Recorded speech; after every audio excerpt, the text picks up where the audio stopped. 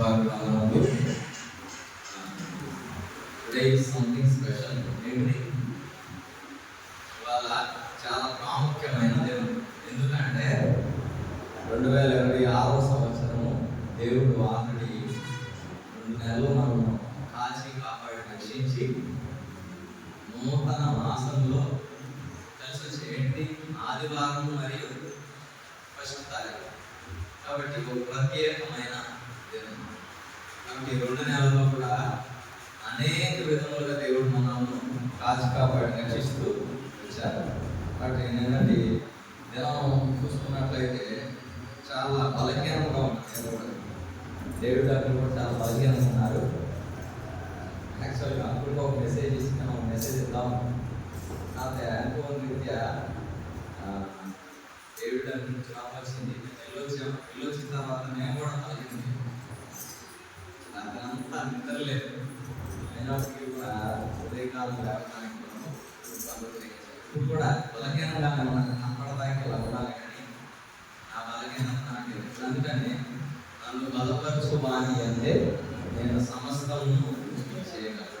ఎలా ఉంది మీకు పనిచేసిందా? బేబిలాన్ అంటే ఇప్పుడు బాగా ప్రార్థన చేసుకోవాలి. ఏమని చేసుకోవాలంటే మీరు ఆరోగ్యం ఇస్తే నేను మీ సన్నిధికి వచ్చి నిన్ను ఆరాధిస్తాను ఆయన. లేకపోతే ఇలాగే బలహీనతతో వస్తే ఇంటి దగ్గర ఉంటాను, ఇంటి దగ్గర చూసుకుంటాను, లేకపోతే మీ సన్నిధికి నన్ను నడిపించి నిన్ను ఆరాధించే బిడ్డగా నన్ను నడిపిస్తావు అని ప్రార్థన చేసుకోమని చెప్పే దేవుడు నడిపించాడు. ఆ వస్త్రం కుర్చీలో కూర్చుంటుందేమో అడుగునే కదా, డైరెక్ట్ వచ్చి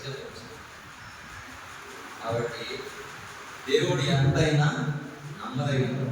కాబట్టి మనం కూడా దేవుని ఆరాధించే పూర్వం మనం కూడా మన ధ్యానం తిన్నాం కదా. కాబట్టి 2 తిమోతి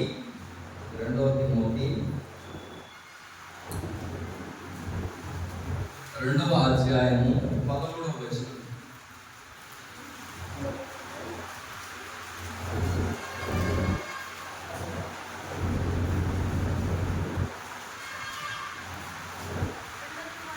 కాబట్టి 2వ తిమోతి 2వ అధ్యాయము అలాగే 13వ వచనం మన అందరం కూడా కలిసి దేవుని ఆరాధించిన పూర్వము దగ్గరగా మన చేతుల్లో మన బైబిల్ పెట్టుకొని చదువుతాం. అందరం కూడా మనం నమ్మదగిన వారమైనను ఆయన నమ్మదగిన వాడుగా ఉండును. ఆయన తన స్వభావమునకు విరోధముగా ఏదీ చేయలేడు. ఇంకొకసారి చదువుతున్నాం. మనము నమ్మదగిన వారమైనను ఆయన నమ్మదగిన వాడుగా ఉండును. ఆయన తన స్వభావమునకు విరోధముగా ఏదీ చేయడు. దేవుడి లేఖన భాగం మనకు దీవించి ఆశీర్వదించుతాం. అక్కడ దేవుని వాక్యం ఏమి సెలవిస్తుందా అంటే మనం నమ్మదగని వారమైనను. కాబట్టి నమ్మదగని వారమైనను అన్న దగ్గర ఒకటి అని కదా, అంటే ఏముంది అక్కడ? నమ్మకపోయినను ఆయన నమ్మదగిన వాడుగా ఉన్నాడు. ఆయన తన స్వభావమునకు విరోధముగా ఏదీ చేయలేడు. ఆయన తన్ను తాను ఎరుకనన లేదు. కాబట్టి దేవుని సహాయంతో మనం కూడా ప్రార్థన చేసుకుందాం. కళ్ళు మమ్మల్ని మిగిలిగా ప్రేమించిన మా ప్రియ పరలోకపు తండ్రి, తిరిగి మరి ఒకసారి పాదముల చేత చేరి రావడానికి మీరు ఇచ్చిన గొప్ప ధన్యతను బట్టి మేము అయోగ్యులము, అపార్థము, ఎన్నిక లేని వారము, మానవులము, బలహీనము, మట్టిగడము కలిగిన వారము, ఇంతలోకాన్ని విడి అందులో ఆయనవే మమ్మల్ని కూడా ఇష్టమైన చేత గడిచిన మాసములు కూడా రాజకీయ కట్టించి తెలుగులో ఆయన ప్రభావాన్ని కూడా నడిపించే విధానం బట్టి కూడా మాట ద్వారా నడుపుతున్నాం. మాట ద్వారా అనేక ఆత్మ విషయాలు మాట్లాడుకుంటారు. కూడా మేము కూడా మీ యొక్క జీవన వాక్య లేఖన భాగంలో కూడా ధ్యానించబోతుండగా అయోగ్యులమైన మాకు, ఎన్నిక లేని మాకు, జ్ఞానం లేని మాకు, తెలివి వివేచన గ్రహింపు లేని మా యొక్క జీవన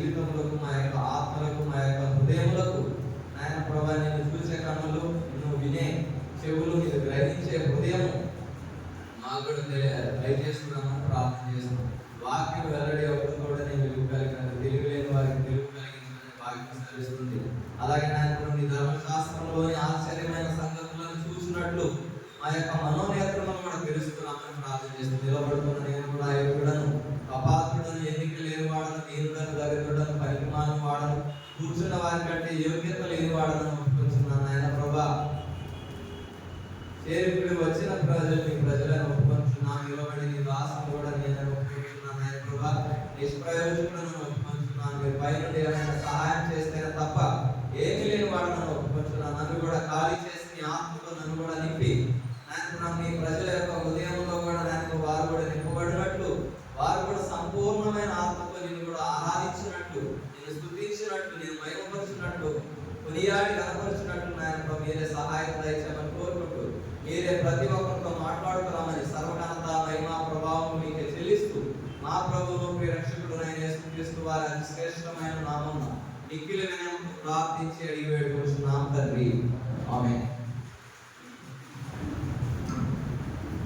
కాబట్టి దేవుని వాక్యం ఏం సెలవిస్తుందంటే, మనము నమ్మదగని వారమైనను ఆయన నమ్మదగిన వాడుగా ఉండును. ఆయన తన స్వభావమునకు విరోధముగా ఏదియు చేయలేదు. మొదటిగా దేవుని ఎందుకు మనం ఆరాధించాలి అంటే, ఎందుకంటే firstly why we have worship God is, ఎందుకు దేవుని ఆరాధించాలి అంటే దేవుడు నమ్మదగిన వాడు.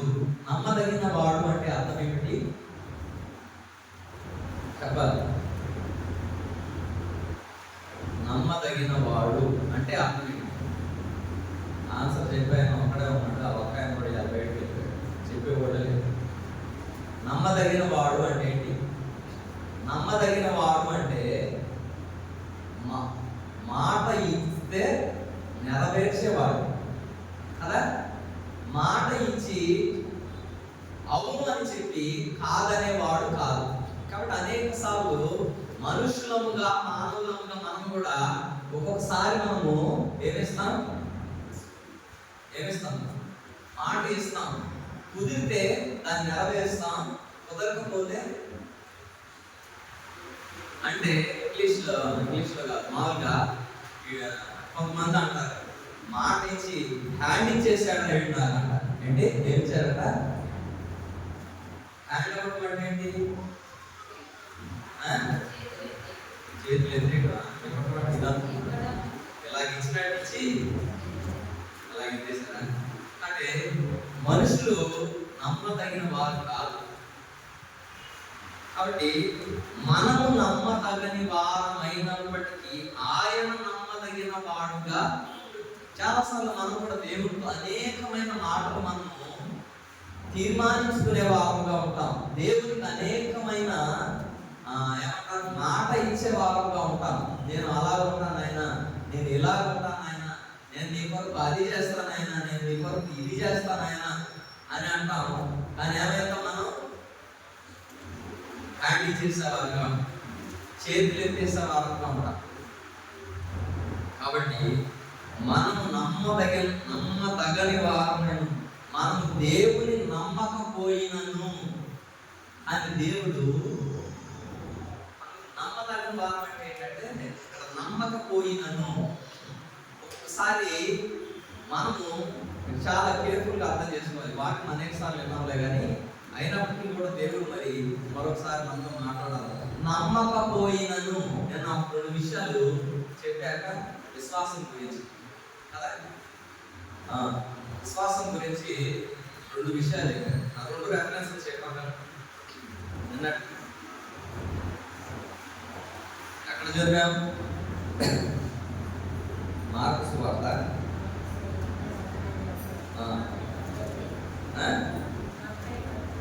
18, మత్తయి సువార్త 17వ అధ్యాయము 20వ వచనం.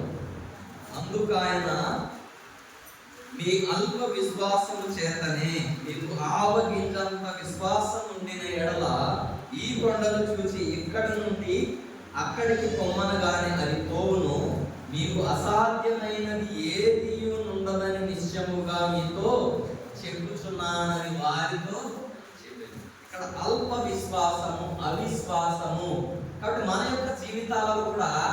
మనం కూడా అనేక సార్లు దేవుని నమ్మని వారముగా ఉంటాం.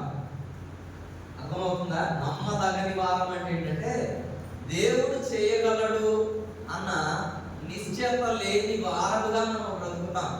ఇది ఎలాగంటే మీకు బాగా అర్థం అవ్వాలంటే ఈ విధంగా చెప్పుకోవచ్చు. చాలాసార్లు మనం కొన్ని విషయాలలో దేవుని నమ్మమన్నమాట. ఏంటంట? దేవునిని నమ్మము. ఏ విధంగా అంటే విశ్వాసం అంటే ఏం చెప్పారు? నేను చాలా మంది కొంతమంది వచ్చారు కదా. విశ్వాసం అంటే ఏంటి చెప్పాలి.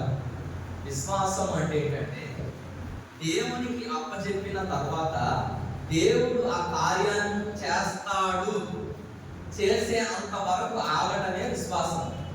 అదేనా? ఏం చెప్పాను నేను వచ్చిన? ఏం చెప్పా?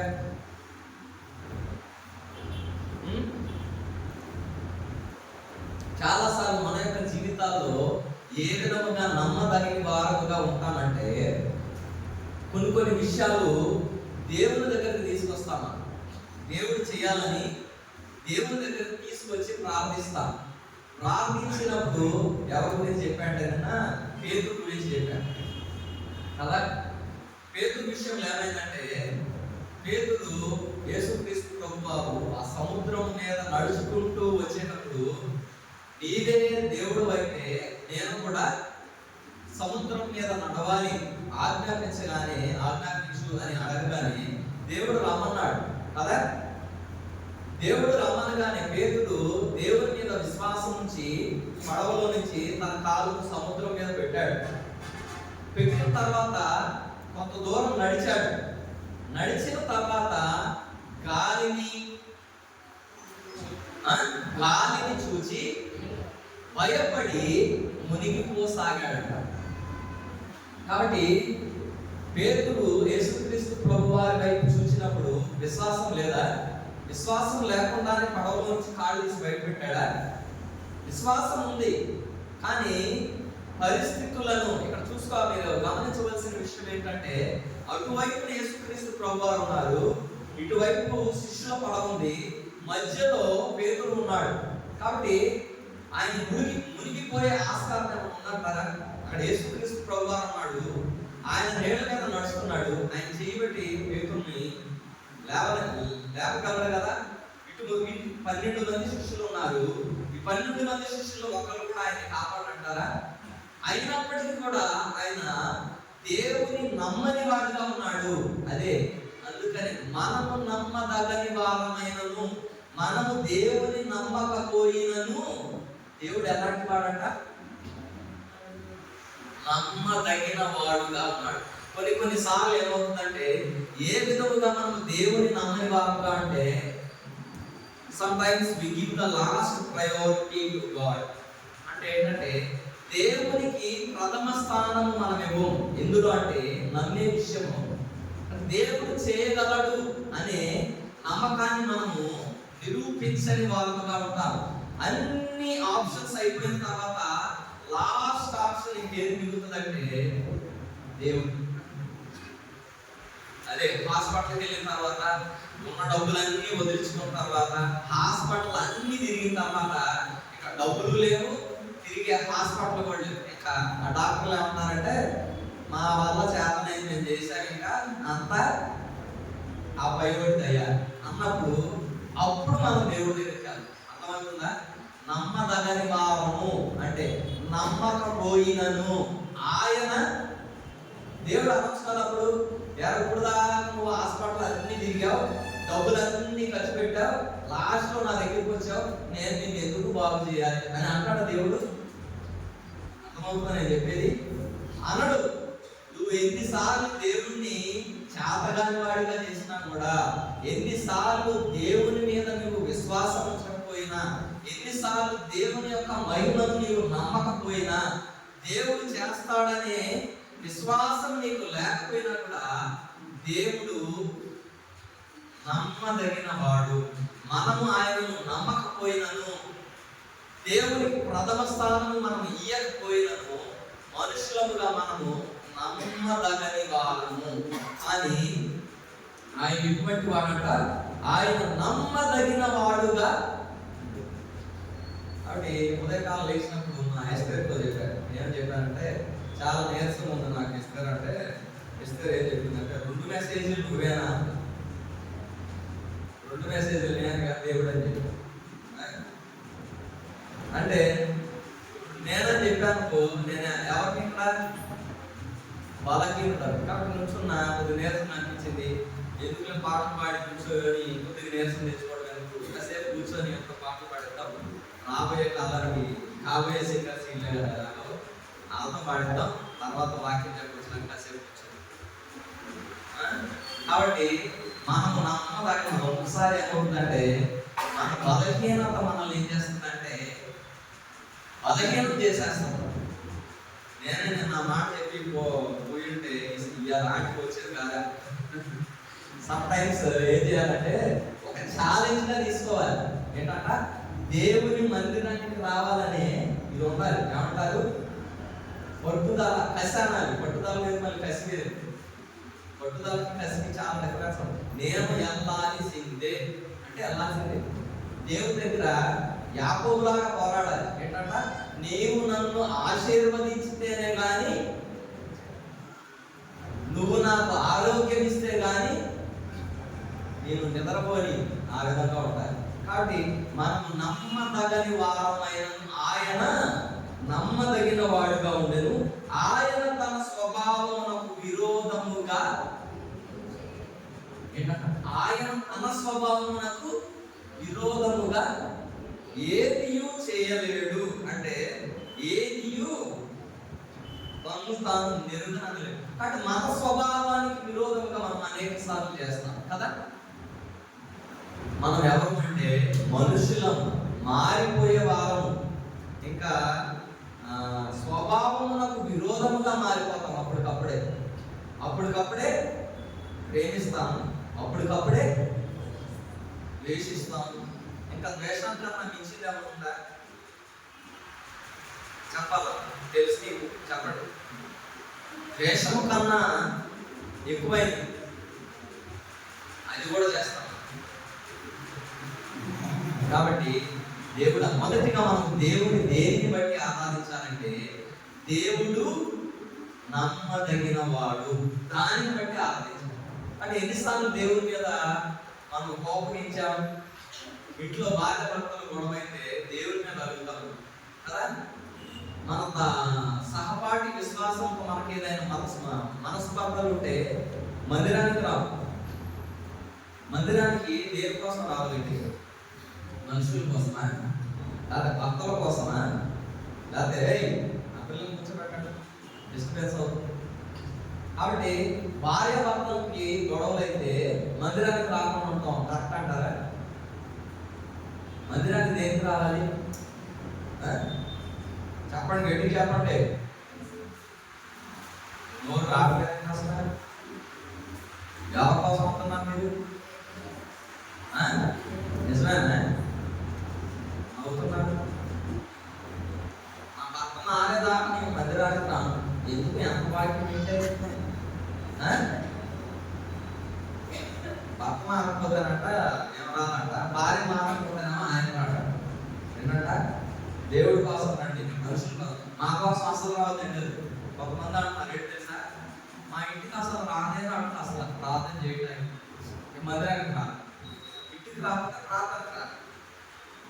మా కోసం అవుతున్నారండి, దేవుడి కోసం రండి. ఆ పట్టుదల ఫోన్ చేసి మా ఇంటికి రావట్లేదండి, అసలు ఇంటికి రండి అనవసరం డైరెక్ట్గా. ఫోన్ లేదా, లేకపోతే ఫోన్లో బ్యాలెన్స్ లేదా? ఎవరైనా దేవుడు మీకు ప్రేరణ ఇస్తే మీకు వచ్చి ప్రార్థన చేయాలని ఫోన్ చేయండి. డైరెక్ట్ మాకు రమ్మనంటే వస్తాం. అర్థమైందా? మాకు ఫోన్ చేయడం లేదు, మాకు అసలు పట్టించుకోండి అనవద్దా మాట. ఓకేనా? మీకు కావాలంటే ఎందుకు రాదు. కాబట్టి మనం నమ్మదగని వారమైన ఆయన. కాబట్టి మొదటిగా దేవుని ఎందుకు ఆరాధించాలి అంటే, మనము నమ్మదగని వారము, ఆయన నమ్మదగిన వాడు. కాబట్టి మొదటిగా ఎబ్రియులకు రాసిన పత్రిక 13వ అధ్యాయం 12వ వచనం చదవండి.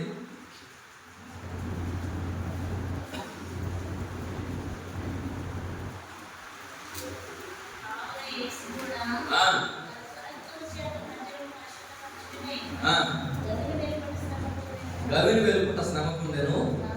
కాబట్టి మనము ఆయన నిందను భరించు శిబిరం వెలుపులకు ఆయనతో వెళ్ళుదాము. కాబట్టి ఎంత చదివిన 15 చదువు 12 చదువు. కావున యేసు కూడా తన స్వరక్తము చేత ప్రజలను పరిశుద్ధుటకై గవిని వెలుపట శ్రమ పొందెను. Why we have to worship God initially is the first thing is God has shed his own blood for us. అంటే దేవుడు తన స్వరక్తము చేత మనలను ఏముందంటే ఇక్కడ యేసు కూడా తన స్వరక్తము చేత ప్రజలను పరిశుద్ధుటకై గవిని వెలుపల శ్రమ పొందెను.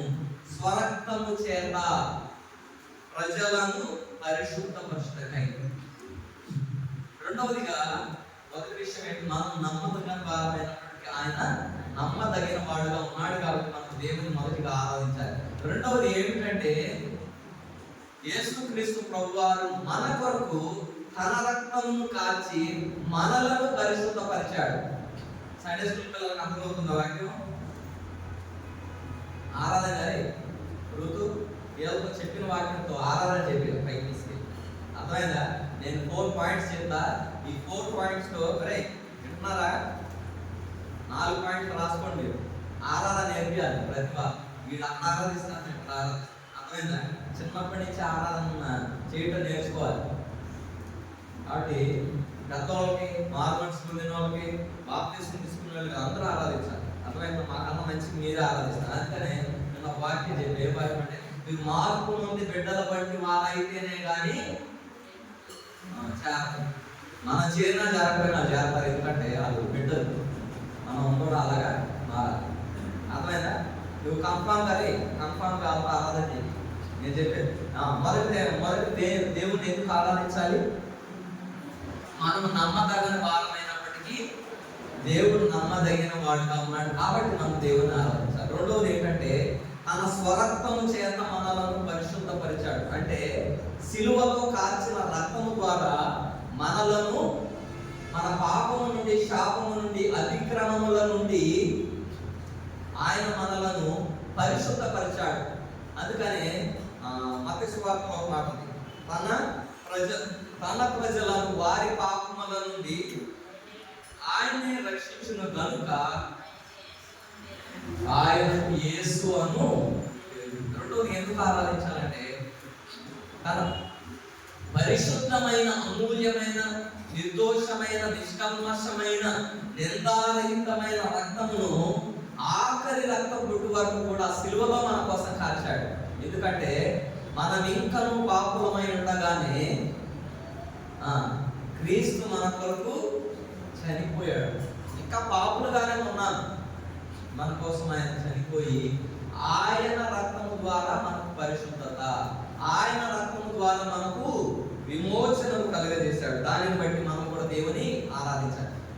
రక్తము, ఆయన రక్తము ద్వారా మనకు పరిశుద్ధత. మత్తయి సువార్త 26:28 చదవండి.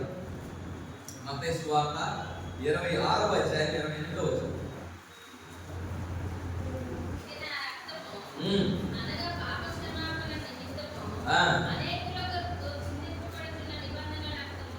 అనేకుల కొరకు చిందింపబడుచున్న ఇది నా రక్తము అనగా పాప క్షమాపణ నిమిత్తము అనేకుల కొరకు చిందింపబడుచున్న నిబంధన రక్తము. క్రొత్త నిబంధన ఏంటి? కొత్త నిబంధన ఏంటి? పాత నిబంధన ఏంటి? నిబంధన రక్తం అంటే ధర్మశాస్త్రంలో చూసుకున్నట్లయితే పాపానికి ప్రాయశ్చిత్తంగా ఏం చెల్లించాలంట? ఎడ్లు కానీ, మేకలు కానీ, కోళ్ళు. అది కానీ ఒక నమ్మకమైతే మందిరం అంతా ఎట్టుకొని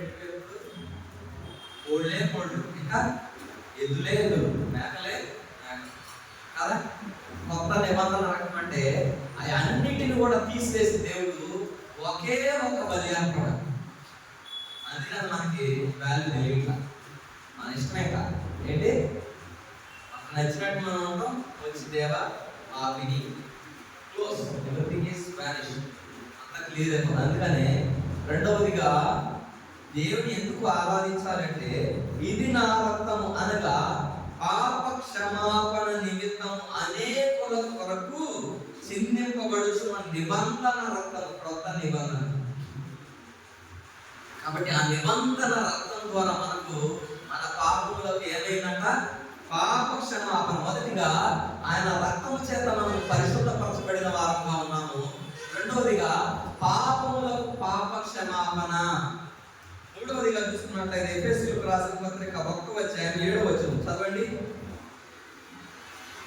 ఎఫెసీయులకు రాసిన పత్రిక 1:7 చదవండి.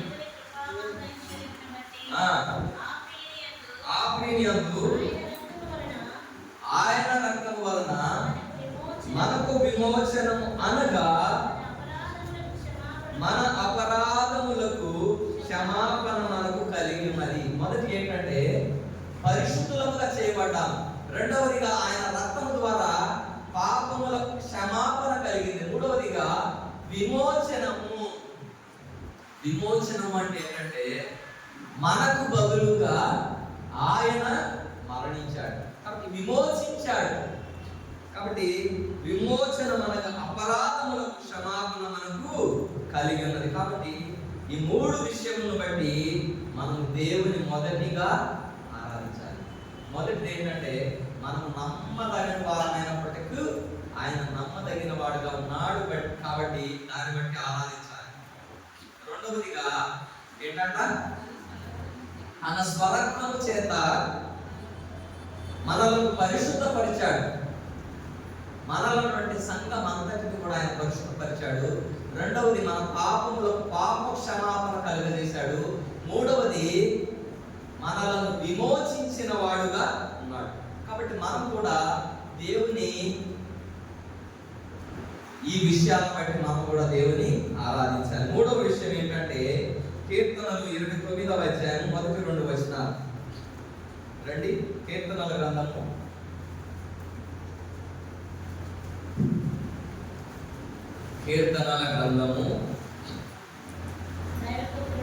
దైవపుత్రులారా యెహోవాకు ఆరోపించుడి, ప్రభావ మహత్యములను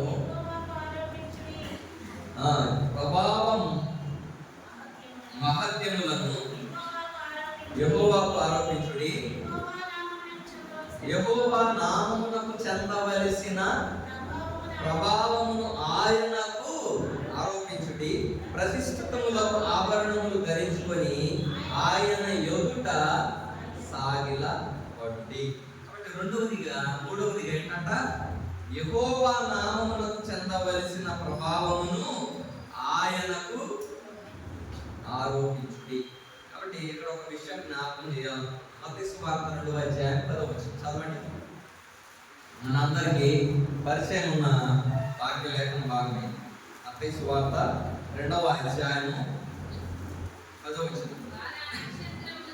వారు ఆ నక్షత్రమును చూచి అత్యానంద భరితులై ఇంటిలోనికి వచ్చి తల్లి అయిన మరియను ఆ శిశువును చూచి సాగిలపడి ఆయనను పూజించి తమ పెట్టెలు విప్పి బంగారము సాంబ్రాణిని గోలను కానుకలుగా ఆయనకు సమర్పించింది. కాబట్టి వారు ఆ నక్షత్రమును చూచి అత్యానంద భరితులై. కాబట్టి అర్పించటము మొదటిది ఏమిటంటే మనము ఆరాధించటకు గల కారణం ఏంటంటే మొదటిగా మనలను పరిశుద్ధపరిచాడు. రెండవదిగా పాప క్షమాపణ కలుగజేశాడు. మూడవదిగా విమోచనను కలుగజేశాడు. కాబట్టి మనం ఏం చెల్లించాలంటే అర్పణను అర్పించే వారుగా ఉండాలి. ఏ విధంగా అంటే యెహోవా నామమునకు చెందవలసిన ప్రభావమునకు ఆయనకు ఆరోపించే వారుగా ఉండాలి. ఏ విధముగా ఆరోపించాలంటే వారు ఆ నక్షత్రమును చూసి అత్యానంద భరితులై. కానీ మొదటి ఆరాధన ఏంటంటే దావీదు భక్తుడు ఈ విధంగా చెప్పాడు. ఏంటంటే యెహోవా మందిరమునకు వెళ్ళుదనని జనులు నాతో అనినప్పుడు మొదటి ఆరాధన ఏంటంట? వింటున్నారు అందరూ? మొదటి ఆరాధన ఆరాధన ఏంటి తెలుసా? దేవుని మందిరానికి వెళ్ళడం అనేది ఒక ఆనందకరమైన విషయమని మన జీవితాలలో ఎప్పుడైతే ఎరుగుతామో, ఆనందముతో దేవుని సన్నిధికి ఎప్పుడైతే మనం వస్తామో, అదే మొదటి ఆరాధన. We come prepared for the house of God. Coming with preparation. అంటే ఒక సిద్ధపాటు కలిగి, ఒక ఆనందము కలిగి దేవుని సన్నిధికి రావటమే మొదటి ఆరాధన. కాబట్టి దేవుని ఆరాధించే సంగతులు రెండు విధాలుగా ఉంటాయి. ఒకటి ఏంటంటే హృదయమారా ఆరాధించడం, అర్థమవుతుందా? ఇంకొకటి పెదవులతో ఆరాధించడం. ఐ థింక్ మీకు తెలుసు అనుకుంటే ఆరాధన కదా. హృదయమారా ఆరాధించడం వేరు, పెదవులతో ఆరాధించడం వేరు.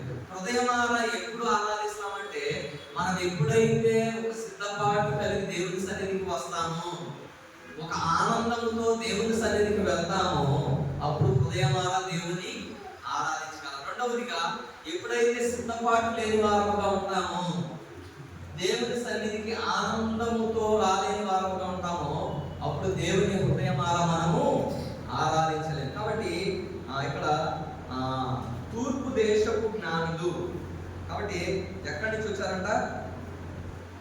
4. కాబట్టి ఇక్కడ ఏం చెప్పబడిందంటే తూర్పు దేశము నుండి వచ్చారంటే, ఏంటంట? తూర్పు దేశము నుండి వచ్చారంట. వచ్చి అత్యానంద భరితులయ్యారంట. కాబట్టి వారు ఆ నక్షత్రమును చూసి అత్యానంద భరితులై ఇంటిలోనికి వచ్చి తల్లి అయిన మరియను ఆ శిశువుని చూచి సాగిలపడి ఆయనను పూజించి తమ పెట్టెలు విప్పి, వాళ్ళైతే ఏం చెప్పారంట?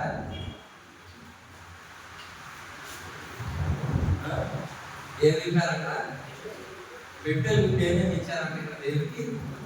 బంగారము, సాంబ్రాణి, గోళం. కాబట్టి 3 అర్పించారంట. కాబట్టి హిందువులు కానీ అన్ని జనులు కూడా దేవుని మందిరానికి వెళ్ళేటప్పుడు ఖాళీకి వెళ్తారా? ఏముంటాయి దగ్గర? కొబ్బరికాయ, పూలు, ఇంకా పూస, అగరబత్తి, ఇంకా అవన్నీ వదిలేదు. కాబట్టి ప్రిపరేషన్. కాబట్టి గుడికి వెళ్ళాలంటే చల్లీలతో తలస్నానం చేయాలి. మనం మందిరానికి చల్లీలతో స్నానం చేసాం. ప్రతి వారం తలస్నానాలు చేసాం మనకి మందిరానికి. అసలు నిన్న మా అమ్మనేమో జీవికి వెళ్ళారు. వెళ్తుంటే చెప్పులు లేకుండా జెండాలు పట్టుకుని నడుచుకుంటూ వచ్చేస్తున్నారు. ఎక్కడి నుంచి వస్తున్నారో తెలియదు. భద్రాచలం వెళ్ళిపోతున్నారు. నడిచేవాళ్ళు నడుపుతున్నారు, కూర్చుంటున్నారు.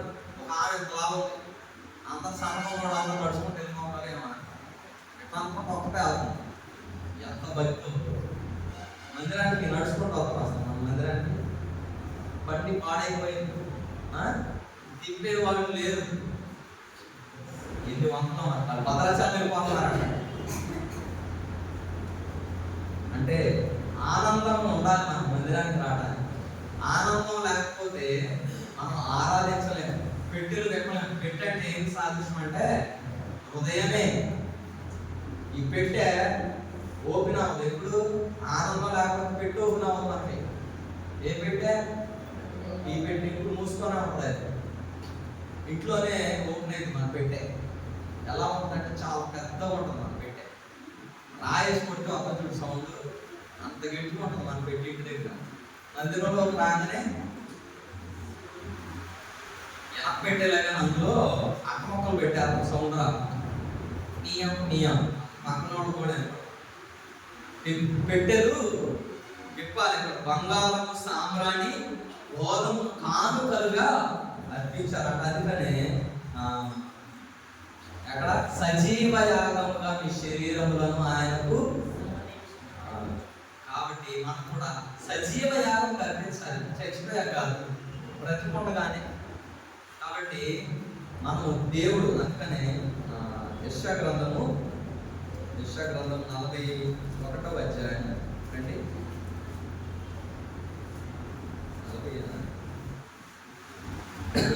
43వ అధ్యాయము 7వ వచనం దాకా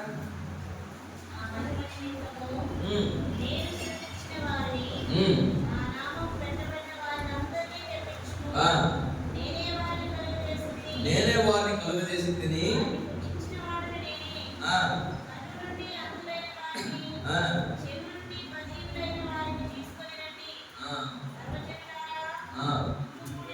చాలా చాలా ఇక్కడ నా మహిమ నిమిత్తము నేను సృజించిన వారిని, నా నామం పెట్టబడిన వారిని అందరినీ. అసలు దేవుడు మనము ఎందుకు సృష్టించాడు చెప్పండి? దేవుడు మనలను ఎందుకు సృష్టించాడు? అసలు మనము పెళ్లి చేసుకొని పిల్లలు ఎందుకు అంటున్నాం? ఏంటి పిల్లల్ని ఎందుకు అంటున్నాం అసలు మనం? ఫస్ట్ రీజన్ ఏంటంటే అమ్మ నాన్న అనిపించుకుంటాకి అంటాం. ఇంకా అమ్మ అవ్వలేదనుకో, ఇంకా నాన్న అవ్వలేదనుకో, ఎప్పుడవుతావు? పుట్టిన అయిపోరు. పుట్టిన తర్వాత వాళ్ళు రోజు తెలిసి ఏమనాలి? అమ్మ. లేకపోతే ఏంటి? ఆడు మోకూడ ఎవడో పుట్టినట్టు ఏమంటారు? పుడతానికి పుట్టాడు కానీ మోకోడు. మనం కూడా అంతే, పుడతానికి పుట్టాం దేవుడికి, కానీ మనం కూడా అంతే, మోగోడు పుట్టోడు పుట్టోడు. అంటే మనం కూడా ఎందుకు సృజించాడంటే నా మహిమ నిమిత్తం నేను సృజించిన వారిని, నా నామం పెట్టబడిన వారిని అందరినీ తెప్పించును. నేను వారిని కలుగ చేసి తిని వారిని పుట్టించిన వాడను నేనే. కాబట్టి దేవుడు ఎందుకు మనల్ని సృజించాడంటే దేవా, తండ్రి, నాయన అని ఆరాధించడానికి. దేవుని మహిమ నిమిత్తము దేవుడు మనలను సృజించాడు. కాబట్టి మనం కూడా దేవుని ఆరాధించగలిగే వారంగా ఉన్నామా, లేకపోతే మోగోళ్ళ లాగా ఉన్నామా? ఏ విధంగా ఉన్నాం? దేవునికి ఆరాధించగలిగే వారంగా ఉన్నామా లేదా మనం కూడా పరీక్షించుకోవాలి. కాబట్టి అర్పించుకునే వారంగా అపోస్తలుల కార్యాలు 20 వచ్చింది కాబట్టి చదువుకొని ముగించుకున్నాం. అపోస్తలుల కార్యాలు 20 వచ్చింది. అపోస్తలుల కార్యాలు 20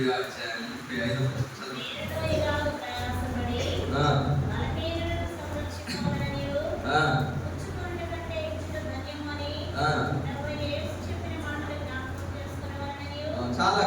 ఇక్కడ మనకు కావాల్సింది ఏంటంటే పుచ్చుకొనుట కంటే ఇచ్చుట శ్రేష్టం. ఇక్కడ నేను ఒక విషయం మీకు చెప్పి ముగించాను. పుచ్చుకొనుట కంటే ఏంటిది? దీని మీకు చెప్పాలి, ఆరాధనకి రిలేటెడ్గా చెప్పాలి.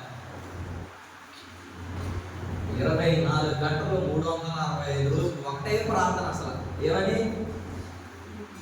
అది నాయన, ఇది నాయన, అది కావాలి నాయన, ఇది కావాలి అంటారే తప్ప అది ఇచ్చాము నాయన, ఇది ఇచ్చాము నాయన, వందనాలు నాయన, స్తోత్రాలు నాయన, స్తుతి నాయన ఏనాడు అనంతా.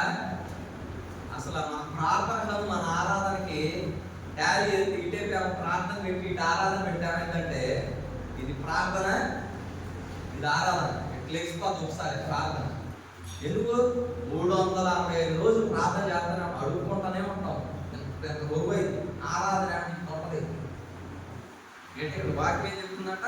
పుచ్చుకొనుట కంటే ఏమేమాలి దేవుడికి చెప్పండి. నేను ఒక క్వశ్చన్ అడగలను. ఈ వారం అంతట్లో ఎంతసేపు ప్రార్థన చేసాం? ఈ వారం అంతట్లో ఎంతసేపు ఆరాధన చేసాం? ఇంతే కదా. ఎంతసేపు ప్రార్థన చేసాం, ఎంతసేపు అర్థమవుతుందా? అందుకని దేవుడు వాక్యం అంటుందంటే పుచ్చుకొనుట కంటే ఎంతవరకు దేవుని దగ్గర నుంచి లాక్కోవడమే తప్ప దేవునికి అక్కడ ఇచ్చేది ఉందా? ఎలాగే ఇయ్యము. కనీసం ఆరాధన అన్నా, కనీసం స్తుతి అన్నా, కనీసం స్తోత్రం అన్నా, స్తోత్రం అదన్నా కనీసం.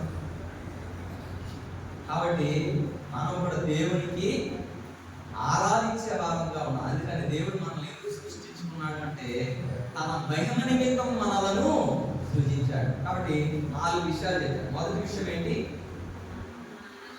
మనం నమ్మదగని వారమైనప్పటికీ ఆయన నమ్మదగిన వాడు. మనం నమ్మకపోయినను ఆయన నమ్మదగిన వాడు. కాబట్టి మొదటిగా దేవుని యొక్క నమ్మకత్వం బట్టి మనం దేవుని ఆరాధించాలి. రెండవదిగా ఆయన రక్తం చేత మనలను పరిశుద్ధపరిచాడు. రెండవదిగా ఆయన రక్తం ద్వారా మనకు పాప క్షమాపణ కలుగజేశాడు. మూడవదిగా ఆయన రక్తం ద్వారా మనకు విమోచనం కలుగజేశాడు. కాబట్టి దాన్ని బట్టి మనం ఆరాధించాలి. మూడవదిగా ఏం చేశాం? ఆయన నామమునకు చెందవలసిన ప్రభావమును ఆయన అర్పించే వారంగా ఉండాలి. ఎందుకంటే తన మహిమ నిమిత్తం మనల్ని సృజించాడు. మన ఇష్టానుసారంగా మన సుఖముల కోసము మన భోగముల కోసం మనం జీవించడం కాదు. దేవుడు ఎందుకు మనం రక్షించాడంటే ఆయనకు ఆరాధించాలని, ఆయన స్తుతించే మహిమ నిమిత్తం మనం సృజించాడు. అంటే ఆయనకు మహిమ చెల్లించే వారంగా మనం ఉండాలి. తూర్పు దేశపు జ్ఞానులైతే అత్యానంద భక్తులై శిశువుని చూసి పెట్టెలు విప్పి బంగారం సాంబ్రాణి గోధుమను అర్పించిన వారంగా ఉన్నాం. కాబట్టి మనమైతే మన హృదయం అనే పెట్టెను కూడా విప్పి ఆయనకు ఆరాధన చెల్లించాలనేది దేవుని ఆశ. తర్వాత ఇప్పుడేం చూసుకున్నాం? పుచ్చుకొనుట కంటే ఇచ్చుట శ్రేష్టము. కాబట్టి మనం కూడా ఎంతవరకు దేవుని దగ్గర నుంచి తీసుకోవటం పొందుకోవటమే తప్ప దేవుడికి ఇచ్చే వారంగా ఉన్నామో లేదు. మనం కూడా మనమే పరీక్షించుకునే వారమై దేవుడికి కూడా అర్పించే వారంగా ఉండాలి. అందుకని మొదట ఫిలిప్పి దశలోనికాయలు 5:10 ఏంటంట? ఏం చేయాలంట? కృతజ్ఞతాస్తుతులు చెల్లించే వారముగా ఉండాలి. కాబట్టి ఏంటంట? ప్రతి విషయమందును కృతజ్ఞతాస్తుతులు చెల్లించుడి. ఎలాగ చేయుట యేసుక్రీస్తునందు మీ విషయములో దేవుని చిత్తం ఏంటంటే ప్రతి విషయంలో కూడా కృతజ్ఞతాస్తుతులు చెల్లించాలి.